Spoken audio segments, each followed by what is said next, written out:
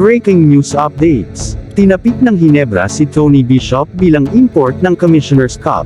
Inanunsyo ni Barangay Ginebra coach Tim Coe nitong Biyernes ng gabi na dinadala ng Gin Kings si dating Meralco reinforcement Tony Bishop bilang import ng koponan para sa darating na PBA Commissioner's Cup. Kinumpirma ni Coe ang hakbang upang dalhin ang 34 na taong gulang na Amerikano mula sa Richland College at Texas State. Ang Bishop, na nakalista sa 6 hanggang 8, ay nakatakdang dumating sa Sabado. Dinadala namin si Tony Bishop, ang ex-Meralco import na naglaro laban sa amin sa finals ilang taon na ang nakakaraan, sabi ni Coe sa CNN Sports Desk noong Biyernes ng gabi.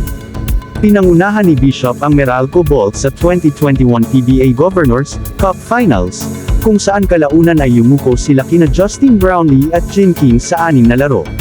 Ngunit sa pagbagsak ni Brownlee sa anti-doping test sa pagtatapos ng 19th Asian Games, pinili ng Ginebra na maghanap ng bagong import.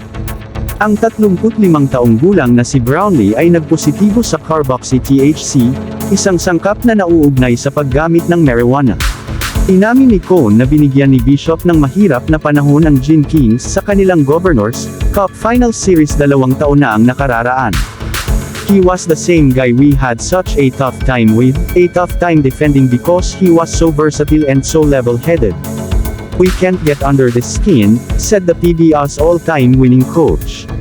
Idinagdag ni Coe na nakuha pa rin nila ang mga serbisyo ni Bishop, na talagang patungo sa Mexico upang magsilbing reinforcement sa isa sa mga koponan doon. Ngunit nagawa ng Ginebra na makipagkasundo sa Bishop, na bumuo ng solidong basketball resume sa paglalaro sa ibang bansa. We were fortunate because he was just ready to go to Mexico as an import at nahuli namin siya sa tamang panahon, he said. Ang pinakahuling overseas stint ni Bishop ay sa Puerto Rico kung saan nag-average siya ng 13.2 points, 7.3 rebounds at 3.4 assists para kay Arecibo. Bishop na magdala ng marami sa pugad ng Kings.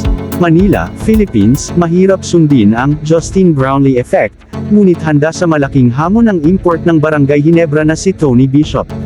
Ito ay malaking sapatos upang punan ngunit alam ko kung ano ang dinadala ko sa mesa, alam ko kung ano ang kaya ko, sabi ni Bishop sa sports desk ng CNN Philippines.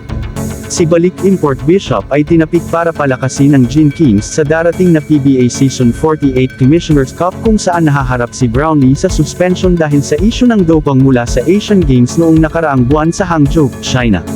Nauna nang nakalaban ng American Panamanian si Brownlee at ang Gin Kings sa 2021 Governors Cup Finals sa kanyang unang tour of duty sa Meralco. Nag-average si Bishop ng 26.1 points, 13.3 rebounds at 2.8 assists sa championship na napanalunan ng Gin Kings sa 6 na laro. At ngayon, nakatakda niyang ibalik ang kanyang well-rounded game at team-first attitude sa kanyang mga dating karibal.